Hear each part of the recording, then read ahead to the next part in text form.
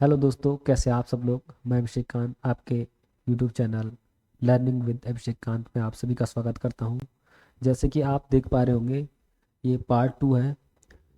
पिछले पार्ट में हमने कीन्स के रोजगार सिद्धांत का पार्ट पढ़ा था, जिसमें हमने एग्रीगेट डिमांड तक पढ़ा है। उससे आगे हम आज एग्रीगेट सप्लाई और बाजार रोजगार को संतुलन के बारे में पढ़ेंगे। जो पिछली क्लास में हमने एग्रीगेट डिमांड तक पढ़ा था, आज उसी का पार्ट 2 है। उसमें हम एग्रीगेट सप्लाई के बारे में पढ़ेंगे और रोजगार को कैसे संतुलित किया जाता है उसके बारे में विस्तार से पढ़ेंगे। तो चलिए शुरू करते हैं कीन्स का रोजगार सिद्धांत। ठीक है, थोड़ा फास्ट हम रिवीजन कर लेते हैं। कीन्स के रोज पहले मैंने बताया कीन्स का रोजगार सिद्धांत, उसमें आपने देखा जो कीन्स हुए हैं महोदय, इनका जन्म जो हुआ वो 1883 में हुआ था। ठीक है, इन्होंने एक बुक पब्लिश की। ठीक है, वो बुक थी general theory of employment, interest and money. ठीक, ये 1936 में इन्होंने पब्लिश की। इन्होंने आर्थिक आर्थिक मंदी के ऊपर 1929 टू 33, जो अमेरिका और यूरोप के देशों में आर्थिक तंगी चल रही थी, मंदी की स्थिति थी।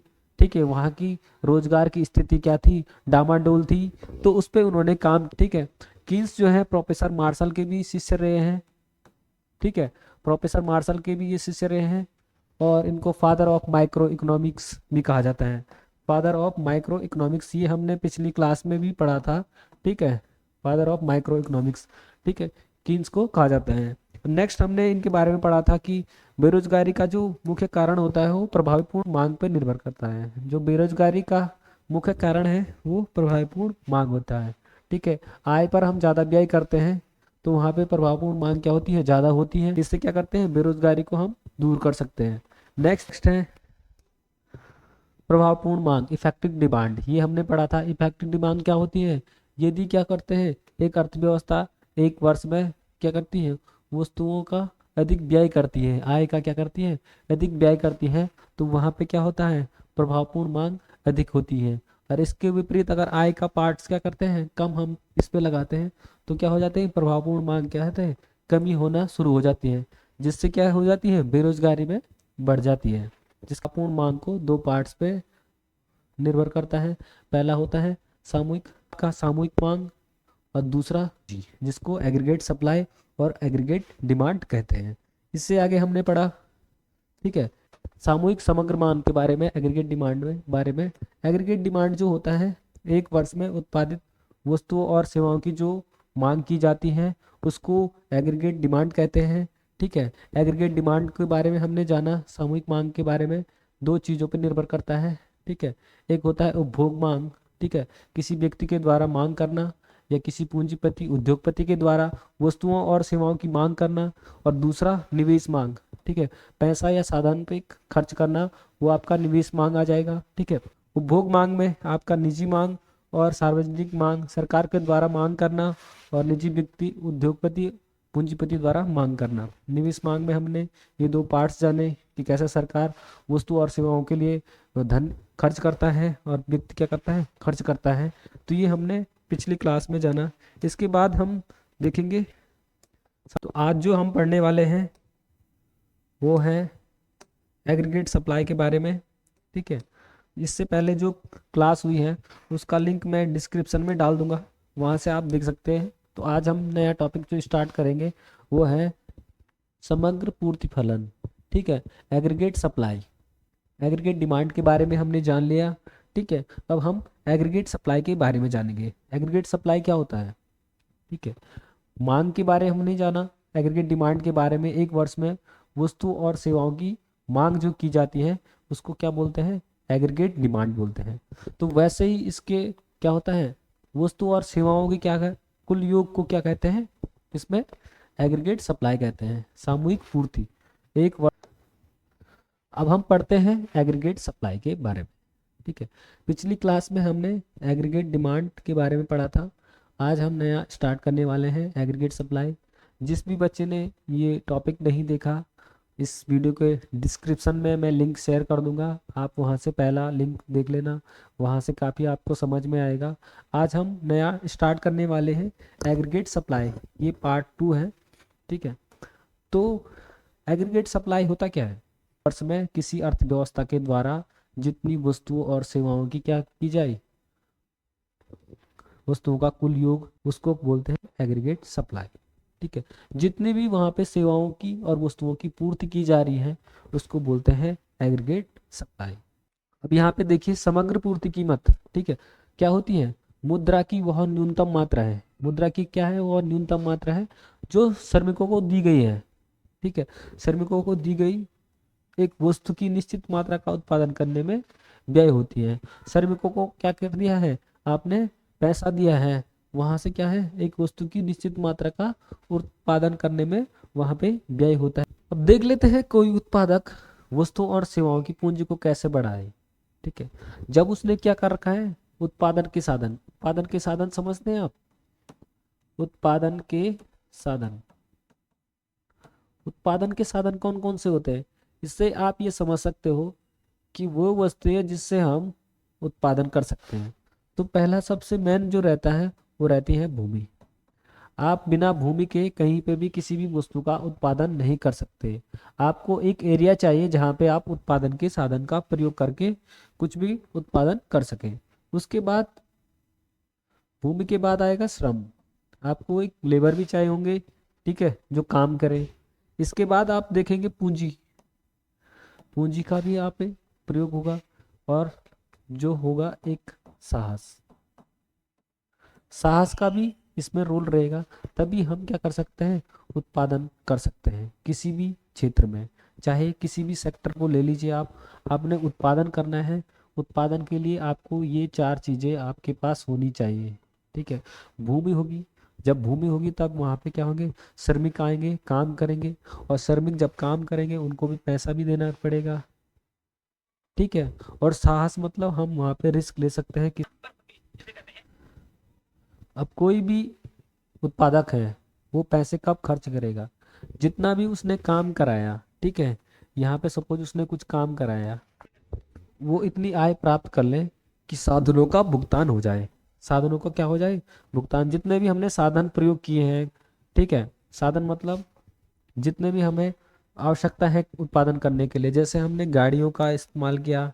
ठीक है, गाड़ी मतलब सामान सुमान डालने के लिए हमने गाड़ियों का इस्तेमाल किया, वहाँ पे जो श्रमिक है काम कर रहे हैं, इलेक्ट्रिशियन वगैरह, उनको बुलाया, तो उत्पादन के जितने भी काम करने वाले थे उतना हम आय प्राप्त कर सके कि उनकी साधनों की लागत को पूर्ण कर सके। तो यहाँ से हमने सामूहिक पूर्ति जो होगी, ठीक है, वो होगी किसके बराबर, उपभोग व्यय के बराबर। उपभोग व्यय और बचत, आपने बचत भी तो करना है। ठीक है, उसके बराबर क्या होगी, सामूहिक पूर्ति होगी। उपभोग व्यय और बचत के बराबर क्या होती है, सामूहिक पूर्ति होती है। उपभोग व्यय को हम सी से डिनोट करेंगे और बचत को हम सेविंग से। तो आपका एग्रीगेट सप्लाई जो होगा वो डेफिनेशन यहाँ से बन के आई कि जो एग्रीगेट सप्लाई होता है वो कंजम्पशन और सेविंग के ऊपर डिपेंड करता है, उसके बराबर होता है। ठीक है, अब एक ग्राफ के माध्यम से हम समझ लेते हैं, अब एक ग्राफ के माध्यम से हम इसको समझ लेते हैं एग्रीगेट सप्लाई को। ठीक है, ये आपका एक्स अक्ष रहेगा और ये आपका वाई अक्ष रहेगा, और यहाँ पे हम जीरो लिख देते हैं। जो ओ एक्स रहेगा यहाँ पे हम आय को दर्शाएंगे। ठीक है, और जो ये अक्ष रहेगा इसमें हम पूर्ति मूल्य को दर्शाएंगे। ठीक है, पूर्ति मूल्य को यहाँ पे दर्शाएंगे, और यहाँ से जो एक रेखा जा रही है इसको हम बोलेंगे एग्रीगेट सप्लाई। ठीक है, एग्रीगेट सप्लाई हमने जाना कि क्या होता है, कंजप्शन प्लस सेविंग के इक्वल होता है। ठीक है, हमने क्या है, आय को जैसे बढ़ाया। ठीक है, तो यहाँ से जैसे आय बढ़ाएंगे तो इसके साथ भी क्या होगा, मूल्य भी बढ़ेगा। ठीक है, ये रोजगार की रेखा है और ये मूल्य की। तो यहाँ पे जैसे आय बढ़ रहा है, ठीक है, तो यहाँ से आय बढ़ेगा तो इसको हम लिखेंगे एन। ठीक है, इसको हम इनकम को एन से डिनोट करेंगे, और यहाँ पे जो पूर्ति मूल्य है इसको हम एसपी लिखेंगे। धीरे धीरे रोजगार जैसे बढ़ता है, ठीक है, सपोज रोजगार आके यहाँ पे बढ़ गया तो इसको हम उसके साथ आय भी बढ़ेगी और साथ में मूल्य भी बढ़ेगा, पूर्ति मूल्य भी बढ़ेगा। तो ये आपका N1 हो जाएगा और ये SP1। ठीक है, अब देखिए OSP जब यहाँ पे क्या था, पूर्ति मूल्य था, तो आय कितनी थी उस टाइम, ON थी, और रोजगार बढ़ा N से, रोजगार कहाँ पहुंचा, N1 पहुंचा, तो यहाँ पे सेलिंग प्राइस आपका कितना पहुंच गई, SP से SP1। धीरे धीरे अब हम आगे बढ़ते हैं, रोजगार को और बढ़ाते हैं, तो यहाँ पे जैसे रोजगार बढ़ा, ठीक है, तो ये फिर आपका हो जाएगा N2, और ये SP1 से जाएगा आपका SP2।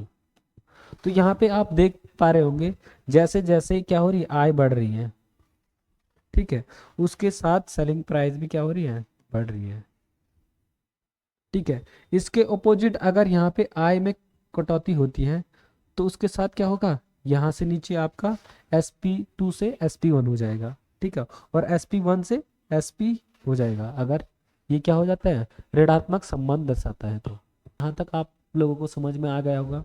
अब देख लेते हैं हम रोजगार को संतुलित करने के लिए कि कहाँ पे रोजगार संतुलित होगा, ठीक है।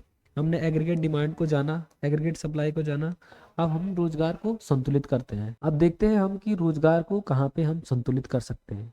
रोजगार को अगर हमें संतुलित करना है तो उसके लिए हमें चाहिए क्या, एग्रीगेट डिमांड, ठीक है, किसके इक्वल होनी चाहिए, एग्रीगेट सप्लाई। अगर एग्रीगेट डिमांड और एग्रीगेट सप्लाई दोनों अगर इक्वल हो जाएंगे तो वहाँ पे क्या हो जाएगा, रोजगार संतुलित हो जाएगा। और जहाँ पे स्टार्टिंग में रोजगार संतुलित होता है उसको बोलते हैं प्रभावपूर्ण मांग, ठीक है। यहाँ पे इफेक्टिव डिमांड बन के आपके आ जाएगी, ठीक है। जब एग्रीगेट सप्लाई और एग्रीगेट डिमांड एक दूसरे के समांतर होंगे, एक दूसरे के बराबर होंगे, वहाँ पे क्या हो जाएगा, रोजगार संतुलित हो जाएगा, ठीक है। इसको आप नोट करने के लिए लिख सकते हो, सामूहिक मांग होती है, सामूहिक मांग बराबर होगी किसके, सामूहिक पूर्ति के, सामूहिक पूर्ति के, तो वहाँ पे क्या हो जाएगा, रोजगार संतुलित हो जाएगा, ठीक है। अब एक ग्राफ के माध्यम से हम समझते हैं कि कहाँ कैसे हम रोजगार को संतुलित कर सकते हैं। ये एक्स अक्ष रहेगा, ये वाई अक्ष रहेगा, यहाँ पे 0 होगा। हमने देखा कि एग्रीगेट सप्लाई जो होती है वो 45 डिग्री के कोण पे मान के चले हम, तो ये आपका एग्रीगेट सप्लाई होगा, और ये कंजम्पशन प्लस इन्वेस्ट सेविंग के बराबर होगा, ठीक है। और एग्रीगेट डिमांड जो हमने पिछली क्लास में पढ़ा था वो लाइन ऐसे ड्रॉ होगी, इसको बोलेंगे एग्रीगेट डिमांड जो होगी कंजम्पशन प्लस इन्वेस्टमेंट के बराबर, ठीक है। यहाँ तक तो आपको पूरा समझ में आ रहा होगा, ठीक है। जो ये एक्स अक्ष पे लाइन रहेगी इसको बोलेंगे हम रोजगार की लाइन, ये रोजगार को दर्शाएगी, ठीक है। और ये होगी आपकी एग्रीगेट डिमांड और एग्रीगेट सप्लाई लाइन, ठीक है। अब ये देखिए एग्रीगेट डिमांड यहाँ से बढ़ के यहाँ चले गए, और एग्रीगेट सप्लाई यहाँ से यहाँ पे। अब जो ये दोनों लाइन एक दूसरे को प्रतिच्छेदित कर रही है, मतलब समांतर कर रही है, तो उसको बोलेंगे हम इक्विलिब्रियम, ठीक है, प्रभावपूर्ण मांग जिसको बोलते हैं, ठीक है। यहाँ पे क्या होगी, जो प्रथम बार बाजार संतुलित होगा उसको बोलेंगे प्रभावपूर्ण मांग, ठीक है। अब देख लीजिए यहाँ पे क्या कर रहे हैं, ये एक दूसरे को प्रतिच्छेदित कर रहा है, समांतर कर रहा है, और हमने अभी मैंने बताया आपको जो एग्रीगेट डिमांड और एग्रीगेट सप्लाई अगर बराबर होंगे वहाँ पे क्या हो जाएगा, बाजार संतुलित हो जाएगा, ठीक है। अब ये लाइन यहाँ से हम नीचे इसको ड्रॉ करते हैं, ठीक है, इसको हम बोलते हैं एन। तो रोजगार का स्तर इतना यहाँ पे दिखाया जा रहा है, ठीक है। अब कीन्स महोदय का कहना है कि जो तीसा की मंदी हुई थी 1929 to 33, ठीक है, यूरोप और अमेरिका के देशों में, तो अल्पकाल में जो सप्लाई थी वो क्या थी, स्थिर थी, साधन क्या थे, सीमित थे। आपने लॉकडाउन को भी देखा है, लॉकडाउन के समय क्या थे, जो साधन थे वो सीमित थे, इंजेक्शन, हॉस्पिटैलिटी थी वो क्या थी, स्थिर थी। और उसको बढ़ाने के लिए क्या करना पड़ता है, मांग करना पड़ता है। अल्पकाल में क्या रहती है, जो सप्लाई रहती है वो स्थिर रहती है, तो डिमांड ही उसको क्या कर सकता है, बढ़ा सकता है। एग्रीगेट डिमांड क्या कर सकता है, उसको बढ़ा सकता है। तो हमें यहाँ पे रोजगार को अगर बढ़ाना है तो एग्रीगेट डिमांड को क्या करना पड़ेगा, बढ़ाना पड़ेगा। अब ये यहाँ पे थोड़ा ये इधर हो गया ऐसे, लाइन ये जाएगी,